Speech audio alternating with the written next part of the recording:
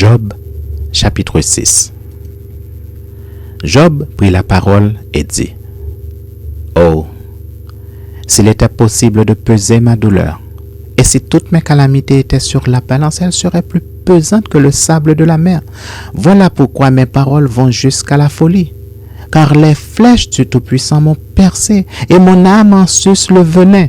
Les terreurs de Dieu se rangent en bataille contre moi. L'âne sauvage crie-t-il auprès de l'herbe tendre? Le bœuf mugit-il auprès de son fourrage? Peut-on manger ce qui est fade et sans sel? Y a-t-il de la saveur dans le blanc d'un œuf? Ce que je voudrais ne pas toucher, c'est là ma nourriture, si dégoûtante soit-elle. Puisse mon vœu s'accomplir, et Dieu veuille réaliser mon espérance. Qu'il plaise à Dieu de m'écraser, qu'il étende sa main et qu'il m'achève.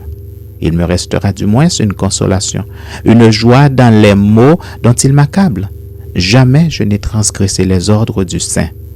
Pourquoi espérer quand je n'ai plus de force? Pourquoi attendre quand ma fin est certaine? Ma force est-elle une force de pierre? Mon corps est-il d'airain?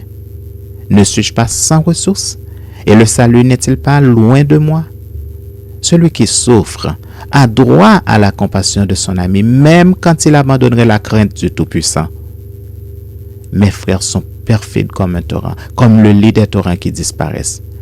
Les glaçons en troublent le cours, la neige s'y précipite.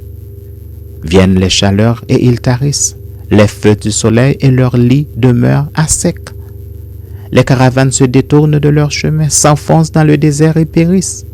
Les caravanes de Théma fixent le regard. Les voyageurs de Séba sont pleins d'espoir. Ils sont heureux d'avoir eu confiance. Ils restent confondus quand ils arrivent. Ainsi, vous êtes comme si vous n'existiez pas. Vous voyez mon angoisse et vous en avez horreur. Vous ai-je dit, donnez-moi quelque chose? Faites en ma faveur des présents avec vos biens. Délivrez-moi de la main de l'ennemi. Rachetez-moi de la main des méchants. Instruisez-moi et je me tairai. Faites-moi comprendre en quoi j'ai péché. Que les paroles vraies sont persuasives. Mais que prouvent vos remontrances? Voulez-vous donc blâmer ce que j'ai dit et ne voir que du vent dans les discours d'un désespéré?